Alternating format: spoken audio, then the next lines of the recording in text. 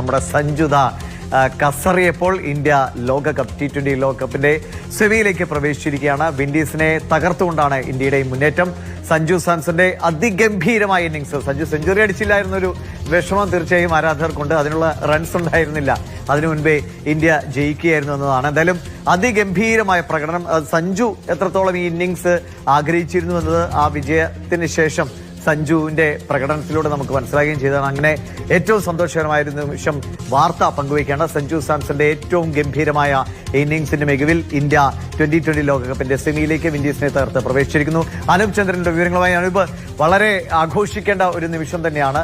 സഞ്ജു ഈ ടൂർണമെന്റിലുടനീളം നമ്മൾ ഒരുപാട് സോഷ്യൽ മീഡിയയിലൊക്കെ പല വിധത്തിലുള്ള പ്രതികരണങ്ങൾ കണ്ടു. സഞ്ജുവിന് ടീമിലേക്ക് എത്താൻ കഴിയാത്ത സാഹചര്യം, മറ്റ് താരങ്ങളുടെ മോശം പ്രകടനം, ഇതൊക്കെ ചർച്ചാ വിഷയമായി. പക്ഷേ കിട്ടിയ അവസരത്തിൽ ഏറ്റവും മികച്ച ഇന്നിംഗ്സ് സഞ്ജു കാഴ്ചവെച്ചിരിക്കുകയാണ്. അത് ടീമിന് അടുത്ത ഘട്ടത്തിലേക്ക് സെമിയിലേക്ക് പോകാനുള്ള വഴിയും തുറന്നു.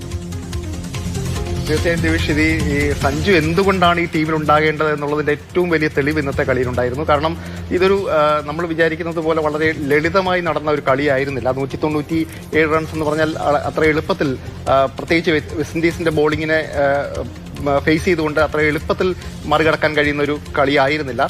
ഇവിടെ സഞ്ജുവിന്റെ കളിയിൽ സഞ്ജു ഉപയോഗിച്ച ടാക്ടിക്സ് തന്നെ വളരെ പ്രധാനപ്പെട്ടതാണ്, വളരെ നിർണായകമാണ്. കാരണം നമ്മൾ നോക്കുമ്പോൾ, ഒറ്റയടിക്ക് നോക്കുമ്പോൾ, ലിസ്റ്റ് നോക്കുമ്പോൾ നമ്മൾ കഴിഞ്ഞ കളിയിൽ നിന്ന് ഒരു മാറ്റവും ഇല്ലാത്ത ഒരു ടീമിനെയാണ് ഇറക്കിയത് എന്ന് പറയാം. പക്ഷെ റോളുകളിൽ കൃത്യമായ ചേഞ്ച് ഉണ്ടായിരുന്നു. ഇത്തവണ സഞ്ജു ഇറങ്ങിയത് നോൺ സ്ട്രൈക്കേഴ്സ് എൻഡിലേക്കാണ്. കഴിഞ്ഞ ദിവസം സിംബാബ്വെക്കെതിരെ ആദ്യത്തെ ബോൾ ഫേസ് ചെയ്തത് സഞ്ജു ആയിരുന്നു. സഞ്ജു ആദ്യത്തെ ഓവറിൽ തന്നെ 6 അടിക്കുന്നു. ആക്രമണോത്സവ ബാറ്റിംഗിലേക്ക് നേരെ കടക്കുകയായിരുന്നു ചെയ്തത്. പക്ഷേ ഇത്തവണ സഞ്ജു അങ്ങനെയല്ല ചെയ്തത്. സഞ്ജു നേരെ നോൺ സ്ട്രൈക്കേഴ്സ് എൻഡിലെത്തുന്നു. മറുവശത്ത് അഭിഷേക് ശർമ്മ വളരെ വേഗത്തിൽ ഔട്ടാവുന്നു, 10 റൺസേ എടുക്കുന്നുള്ളൂ. പിന്നാലെ വന്ന ഇഷാൻ കിഷനും അധികം നേരം നിൽക്കാൻ കഴിഞ്ഞില്ല, 10 റൺസേ എടുക്കുന്നുള്ളൂ. പക്ഷേ മറുവശത്ത് സഞ്ജു ഒരേ സമയം താളം കണ്ടെത്തുകയും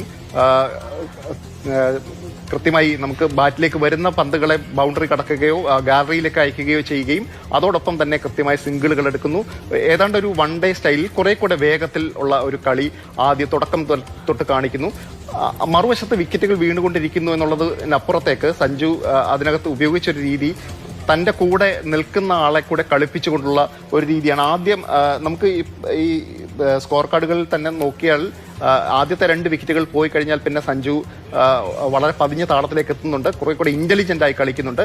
സൂര്യകുമാർ യാദവ് ഒപ്പം എത്തുമ്പോൾ സഞ്ജു ആണ് മേൽക്കൈ എടുത്തിരുന്നത്. സൂര്യകുമാർ യാദവ് ഔട്ടായതിനു ശേഷം പിന്നീട് സഞ്ജു പതിഞ്ഞ താളത്തിലേക്ക് മാറുന്നുണ്ട്, സിംഗിൾസ് എടുക്കുന്നുണ്ട്.